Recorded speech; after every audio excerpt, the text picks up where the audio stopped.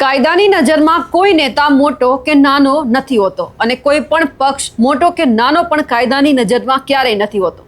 આવી જે ઘટના સામે આવી જૂનાગઢથી કે જ્યાં જૂનાગઢના એડિશનલ કોર્ટે જૂનાગઢ જિલ્લા ભારતીય જનતા પાર્ટીના પ્રમુખ કિરીટ પટેલને સજા સંભળાવી છે।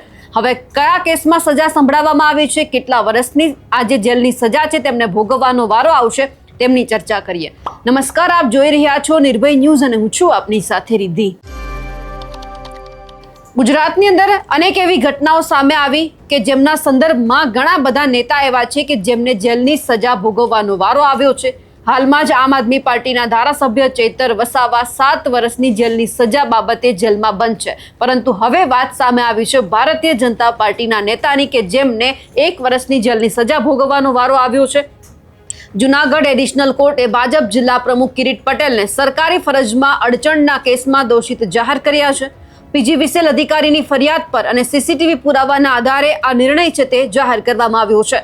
જૂનાગઢની જે એડિશનલ કોર્ટ છે તેમણે એક અત્યંત મહત્વપૂર્ણ અને ચર્ચિત કેસમાં આકરો ચુકાદો આપતા જિલ્લા ભાજપ પ્રમુખ કિરીટ પટેલને દોષિત જાહેર કરી દીધા છે।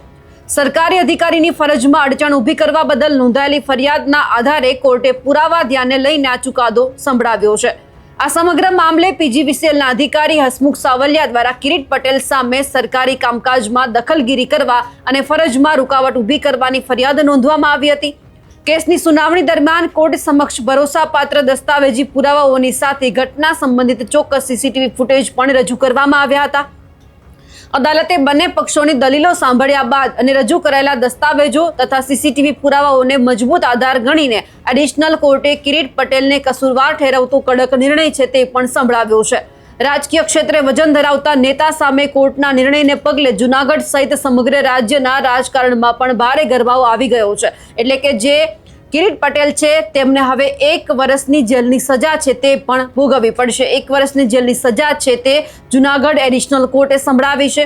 આ સાથે જ હવે એ પણ ચર્ચા કરી લઈએ કે અત્યાર સુધી જે કિરીટ પટેલ છે કયા કયા મુદ્દે ચર્ચામાં રહ્યા છે। તો થોડા સમય પહેલા ભારતીય જનતા પાર્ટીના જ પૂર્વ મંત્રી અને વરિષ્ઠ નેતા જવાહર ચાવડાએ સીધો જ વડાપ્રધાન નરેન્દ્ર મોદીને પત્ર લખ્યો હતો અને કિરીટ પટેલને વિરુદ્ધ મોરચો પણ માંડ્યો હતો।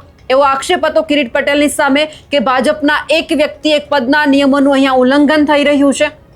કિરીટ પટેલ છે એક સાથે 3 મોટા હોદ્દા પણ ભોગવી રહ્યા છે, જેમાં જિલ્લા ભાજપ પ્રમુખ, ડિસ્ટ્રિક્ટ કોઓપરેટિવ બેંકના ચેરમેન, માર્કેટિંગ યાર્ડના પ્રમુખ। આ સાથે જ સત્તાના જોરે તેમણે પરિવારના સભ્યોને મંડળીઓમાં હોદ્દા અપાવ્યા હોવાના પણ આક્ષેપ હતા। આ સાથે સાથે વિસાવદર વિધાનસભા પેટા ચૂંટણી દરમિયાન આમ આદમી પાર્ટીના જે નેતા ગોપાલ ઇટાલિયા છે તેમણે પણ કિરીટ પટેલની સામે આક્ષેપ કર્યા હતા અને કહ્યું હતું કે જે મલ્ટી કરોડ કોઓપરેટિવ ફ્રોડ, જે સહકારી કૌભાંડ છે તેમાં ગંભીર ક્યાંક જે આક્ષેપો કર્યા અને કહી દીધું કે ડિસ્ટ્રિક્ટ કોઓપરેટિવ બેંકના ચેરમેન તરીકે તેમણે અવસાન પામેલા ખેડૂતો અને જેમના બેંક ખાતા પણ નથી એવા લોકોના નામે કથિત ધિરાણો પાસ કરીને ભ્રષ્ટાચાર કર્યો છે। પણ હવે એ જોવાનું છે કે જ્યારે કોર્ટના ચુકાદા બાદ માત્ર જૂનાગઢ નહીં પરંતુ ગાંધીનગર સુધી ભાજપના નેતાઓમાં સન્નાટો જોવા મળ્યો છે। સામાન્ય રીતે આપણે એવું જોતા હોઈએ છીએ કે સત્તા પક્ષના નેતાઓ સામે સરકારી બાબતોમાં નરમ વલણ અપનાવાતું હોય છે, પરંતુ જૂનાગઢ કોર્ટે સ્પષ્ટ સંદેશ આપી દીધો છે કે કાયદાની નજરમાં કોઈ નેતા નાનો કે મોટો નથી।